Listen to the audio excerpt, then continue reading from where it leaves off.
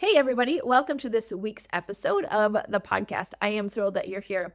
I received an email this weekend and I thought it was brilliant. So I had to come on and talk about it. The subject line said, "You miss coaching." And I was like, so powerful, right? So, as a scalable expert, what do you miss? Do you miss being able to connect with your customers? Do you miss being able to solve big problems? Do you miss not being able to show up and give your customers your full attention? Like, what is it that you miss about where you are now? You have grown to a certain size where you can't do all of the delivery. You can't show up on all the client calls. You can't serve in the same way that you were serving when you first started, right? Nor is it your goal, right? Your goal is actually to become and stay a scalable expert, meaning you've packaged your expertise into something that's tangible and can live outside of you, but you're still able to deliver at the highest levels using scalable engagement and scalable delivery. Those pieces allow you to be able to continue to grow and scale. But I loved this message because it was so powerful in the sense of like, when you're in that place where you're just overwhelmed and you are maxed out, your calendar's maxed out, you're doing way too many things, you're trying to be all things to all people, and your attention starts to go away from what you love and probably the reason that you started your business, whatever that is, in the first place, because you're bogged down with all of the other things. And this happens because we're trying to do too many things, right? We're trying to add all these services. We're trying to, have so many different offers. We're trying to chase what's happening out in the market. We're trying to run our business. We're trying to get new clients. We're trying to fulfill on clients. We're trying to build systems. We're trying to build AI. We're trying to do, we're just overwhelmed with all of the things. And so what happens is that it tends to shift us away from what we do best, which is really being able to show up and help people with our expertise. So when that message came in, I was like, wow, that's powerful language, right? Because it was drawing out that person who missed just at the essence what they did, which he coaches coaches. So he's like, do you miss coaching? Yeah, I miss just showing up and being able to coach that I could do when I was younger, or not younger, when I had a smaller business. I was first starting and I was growing my practice. I could just go and show up and do my thing. But as you get more successful, as you have more customers, as you build more infrastructure, that starts to go away. And you're like, oh, I miss that. I miss the simplicity of that. I remember when I was in my agency, and I'll never forget, I've probably told this story before, but I'll never forget it, is that I hired a team. I had a cool office. We had like a glass garage door, it was super cool. And then I had this great team that I had hired, and they were awesome, loved all of them. But I hired them to do all of the client delivery, which at the time I was like, well, that's what you do, right? This is the traditional business. Is I'm the CEO. I don't actually do client delivery. I manage all of it. And that's my goal, is to be a founder and a CEO. And I was like, okay, yep, this is what I'm supposed to do. Yay, this is going to be great. And I remember when we were all in the conference room and we were brainstorming on a client project, and it was super fun, and we were, throwing out ideas. How are we going to make it all happen? And then we, my project manager got in, started doing the project planning, and they looked at me and they're like, you can go do what you do because we're good. We don't necessarily need you to do this, right? We're solid. And I was like, yeah, you're solid. You have everything that you need. I have complete 100% trust in you. And you can go and serve this client, and it's going to be awesome. And I was like, okay, great. I'll go do my thing. And I left the room and I closed the door, and I was like, what's my thing, right? I want to be in there. I want to be brainstorming and ideating and having collaborative conversations. That's why I hired a team. So I didn't feel like I was doing it all myself.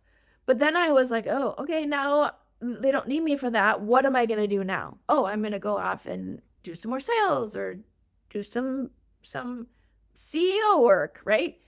And that was great. Like at the time, that was a big milestone for me, is that I let the team do their thing. They did awesome, represented the business, and we continued to grow. But just in my heart, I just felt like, well, wait, like this is my passion. This is what I love to do. I don't necessarily want to be so disconnected to my passion, to my expertise, to what I love, to the customers I get to help and see how what the work that we're doing impacts them. And so in my heart, I just had this like kind of gap or hole. But I was like, well, this is what I'm supposed to do. So this is great.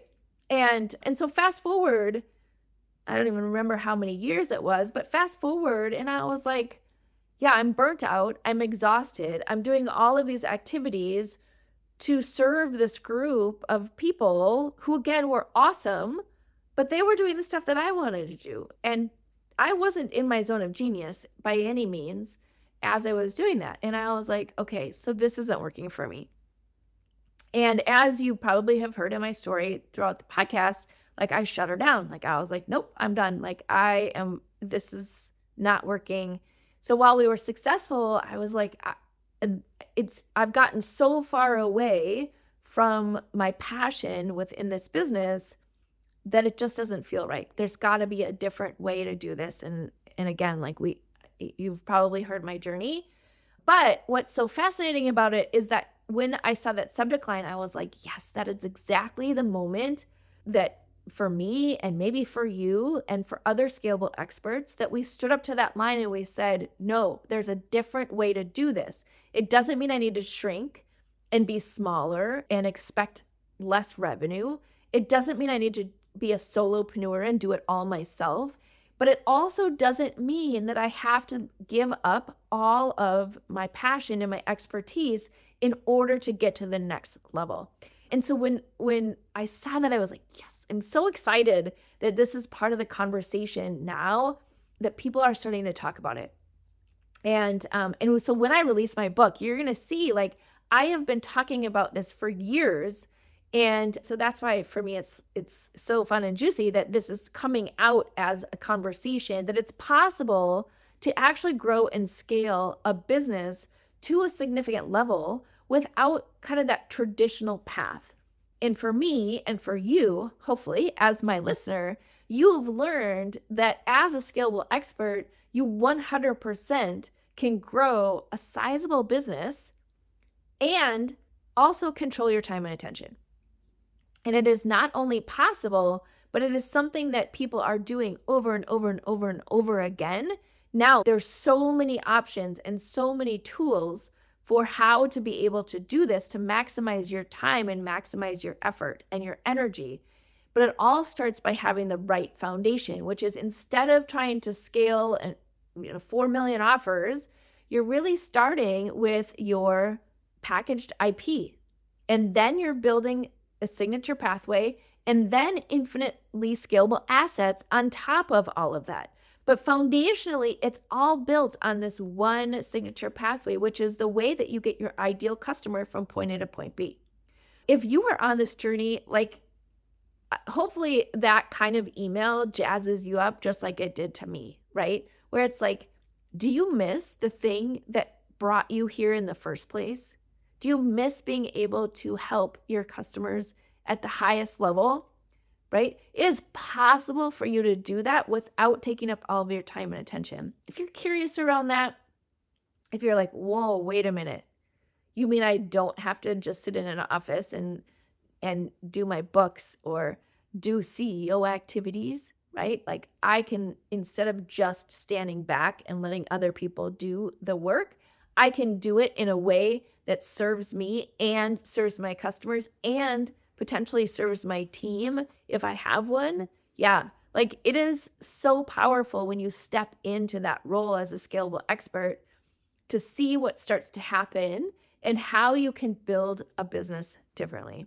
All right, so if you are on the journey similar to me, just so you know, there is a different way of going about it. So hopefully this episode was helpful for you and just opened your eyes a little bit. But I love that subject line from that email I got this weekend, and I think it's a great reflection question. Are you missing the thing, whatever it is? All right, until next time.